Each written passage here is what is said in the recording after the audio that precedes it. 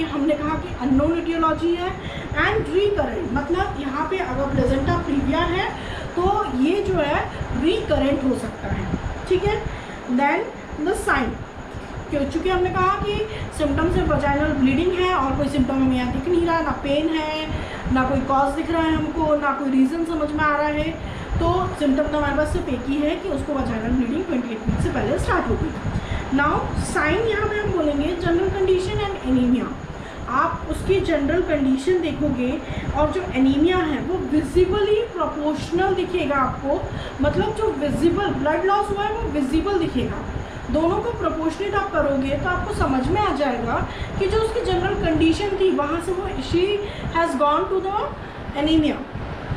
Now आप जब आपने पेशेंट आई उसको देखा, she is going to the anaemia, she is looking paler, तो फिर आप उसका जनरल एब्डोमिनल एग्जामिनेशन करोगे। अब आप यूट्रस का साइज़ देखोगे तो जो गैस्ट्रेशन पीरियड था उस पीरियड से यूट्रस का साइज़ छोटा हो चुका है, ठीक है।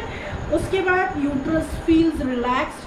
अब जो टेंडरनेस, जो टेंसिटी होती है, आपको जहाँ पर नॉर्मल प्रेगनेंसी पढ़ी, नॉर्मल लेबर पढ़ा, तो हम देखते हैं कि हर ट्राइमेस्टर में यूट्रस जो है उसके अंदर टेंडरनेस बढ़ती जाती है।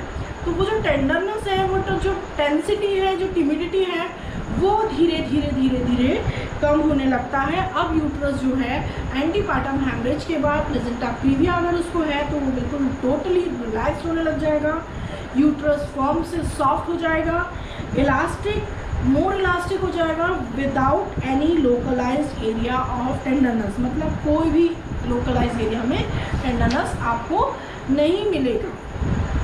नेक्स्ट साइन आपको देखने को मिलेगा जो माल प्रेजेंटेशन है, जैसे कि malpresentation means what, breech presentation, transverse, unstable line, ये तीनों चीज़ आपको देखने को मिलेगी किसमें, प्लेजेंटा प्रीविया में। मतलब जो बेबी है वो ब्रीच प्रेजेंटेशन होता है, हो सकता है ट्रांसवर्स प्रेजेंटेशन हो सकता है, एंड वन इज अनस्टेबल मतलब विच doesn't have any presenting part in the vagina. Next the head is floating. आपको पीरियड ऑफ गैस्ट्रेशन में जो हेड दिख रहा है उसकी जगह अब यहाँ पे हेड आपको जो है वो फ्लोट करता हुआ नजर आएगा। क्यों? क्योंकि हैमरेज हो चुका है। अब हैमरेज हो गया है तो बेबी का हेड जो है वो रिलैक्स हो गया। अब जो एमनियोटिक फ्लूइड प्रेजेंट होता है उसके अंदर, उसमें इजीली वो फ्लोट करेगा, क्योंकि वहाँ पर टेंसिटी नहीं है, ह्यूमिडिटी नहीं है, टेंडरनेस नहीं है, तो वो जो है फ्लो होने लगेगा उसमें। लास्ट वन आप देखोगे fetal heart sound.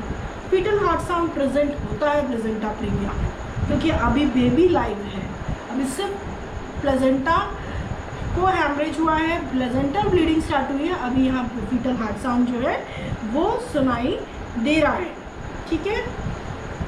In this case what you will do, in this case confirmation करेंगे। सबसे पहले हमारे डायग्नोसिस को क्या करेंगे, हम सोनोग्राफी और एमआरआई दोनों टेस्ट करेंगे। यहाँ पे ये दोनों से अगर डायग्नोस नहीं होता है तो फिर प्लेजेंटियोग्राफी करते हैं हम, ठीक है। प्लेजेंटियोग्राफी मतलब ये इन्वेस्टिगेशन एक प्रोटोकॉल होता है, इसमें सबसे पहले सोनोग्राफी होती है, फिर ट्रांस वजाइनल, ट्रांस एब्डोमिनल होता है, फिर ट्रांस वजाइनल होता है, उसके बाद ट्रांस पेरिनियल होता है, ठीक है। इतना सबको क्लियर है। अब जो है नेक्स्ट हम बात करेंगे कॉम्प्लिकेशन। प्लेजेंटा प्रीविया में क्या कॉम्प्लिकेशन आ सकता है, maternal and fetal both complication, मतलब यहाँ पे मदर को भी कॉम्प्लिकेशन हो सकता है और फीटस को भी हो सकता है। मैटरनल को क्या कॉम्प्लिकेशन है, मैटरनल को ड्यूरिंग प्रेगनेंसी एंटीपार्टम हैमरेज की वजह से डिग्री ऑफ शॉक इंक्रीज हो सकता है, ठीक है, शॉक में जा सकती है वो। माल प्रेजेंटेशन बहुत कॉमन होता है प्लेजेंटा प्रीविया में। प्री मैच्योर लेबर हो सकता है उसको, और उसके बाद जो है नेक्स्ट हम देखेंगे कि ड्यूरिंग लेबर, ये तो ड्यूरिंग प्रेगनेंसी उसको ये कॉम्प्लिकेशन हुए। During labour early rupture of membrane, जो उसका टाइम ड्यूरेशन है उससे पहले बैक ऑफ मेम्ब्रेन रप्चर हो जाएगा। कॉर्ड प्रोलैप्स हो सकता है, स्लो डायलिटेशन होगा सर्विक्स का, इंट्रापार्टम हैमरेज हो सकता है, then increase incidence of operative influence, operation करने के इंसिडेंस इंक्रीज हो सकते हैं। इसकी वजह से पोस्टपार्टम हैमरेज भी हो सकता है अगर ड्यूरिंग लेबर, मतलब हमने कहा, मैंने डेफिनेशन में एक्सप्लेन किया था कि first stage and second stage of labour में भी अगर ब्लीडिंग स्टार्ट होती है तो that is also called as antepartum haemorrhage. तो वो कॉन्सेप्ट यहाँ अप्लाई होता है कि अगर ड्यूरिंग लेबर उसको हैमरेज होता है, एंटीपार्टम हैमरेज होता है, It can continue after labor also and it cause postpartum hemorrhage.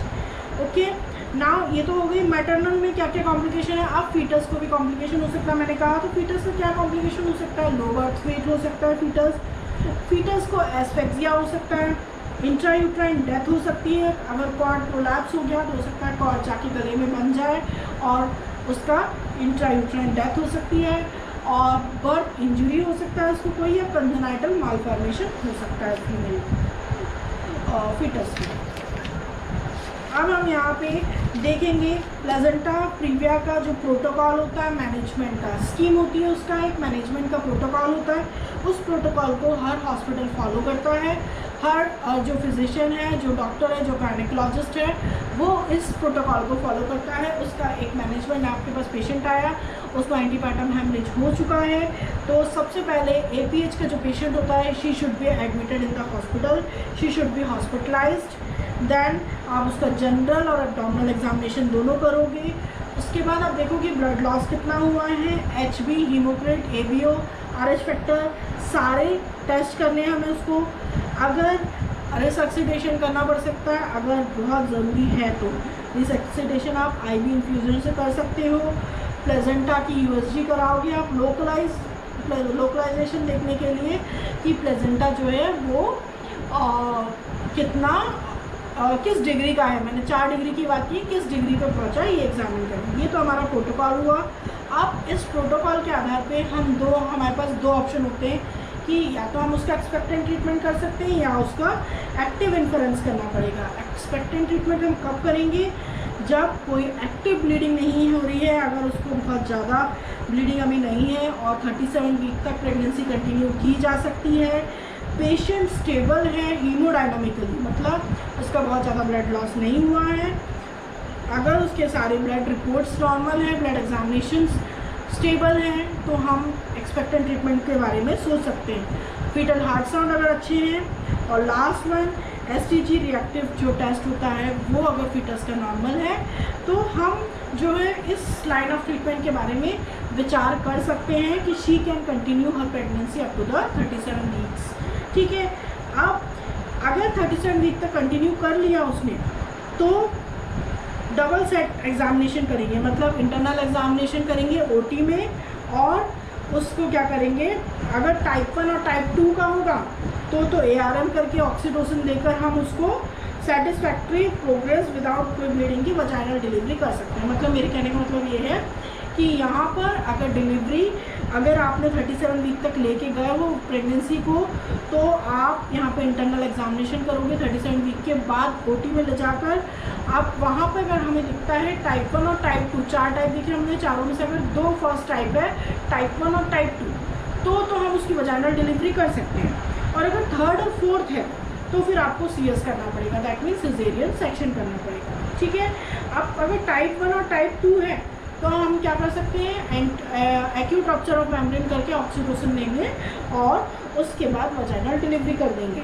ये नहीं हो पाया, ब्लीडिंग कंटिन्यू है, अगर अभी एक्यूट रप्चर किया हमने ऑक्सीटोसिन से और अभी भी ब्लीडिंग कंटिन्यू है, तो फिर हमारे पास कोई ऑप्शन नहीं है, फिर हम सिजेरियन सेक्शन करते हैं। ठीक है, इतना समझ में आ गया। ये तो हो गया एक्सपेक्टेड ट्रीटमेंट कि अगर पेशेंट स्टेबल है और हम उसको 37 वीक तक ले जा सकते हैं। तो अब अगर